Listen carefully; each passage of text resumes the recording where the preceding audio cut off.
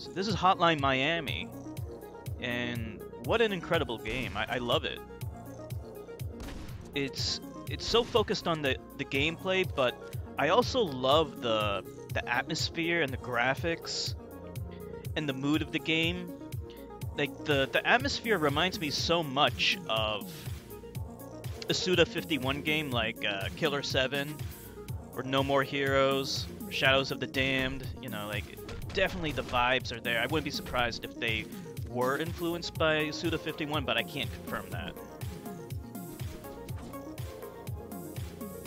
It has such fast gameplay, and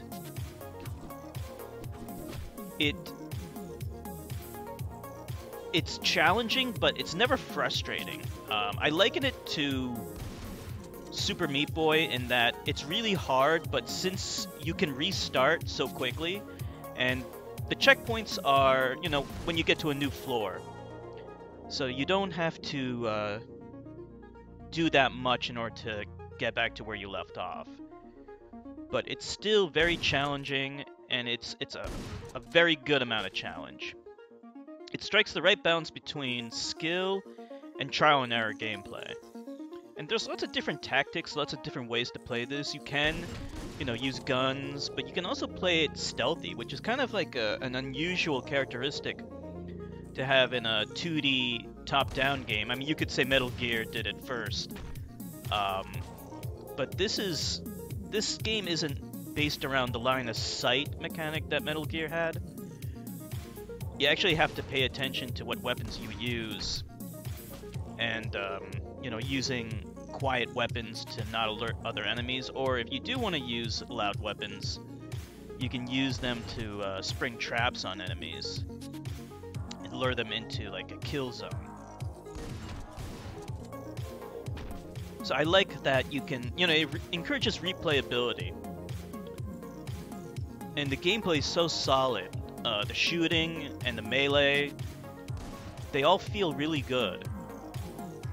It's really satisfying to kill enemies because most of them are one-shot kills.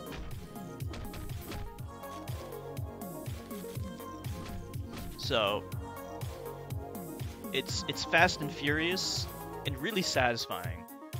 You know, there's lots of blood.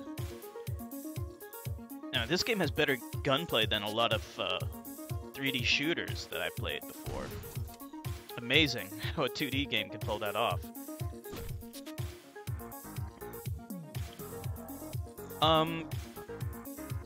The music's great. Like I mentioned before, it fits the atmosphere of the game. Sometimes the music could loop a little too quickly for my taste, but it's mostly great. Enemy variety's pretty good. You got you know, your grunt guys that have either melee weapons or gun weapons, and then you got like the big guys that can take more than one hit but move quick, and then you got dogs. One of the cool things about this game is that kind of like helps spice up the gameplay of the masks.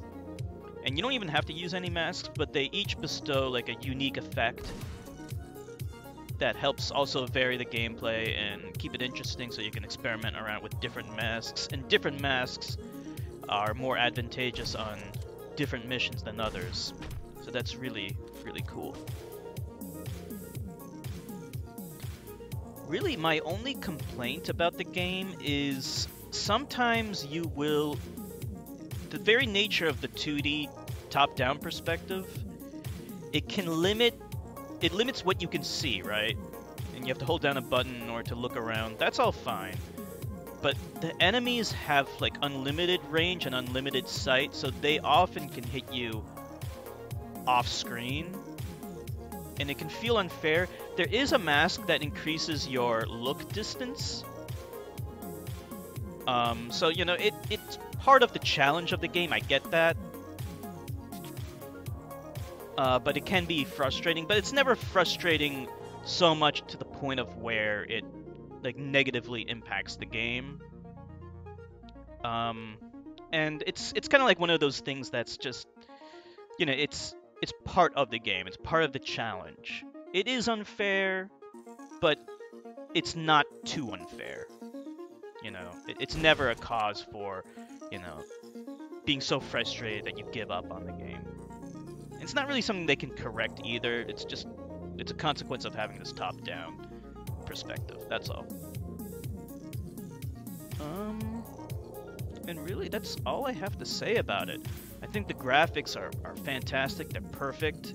I love how grimy and nasty the artwork is. Like when they do like these portrait shots of the enemies.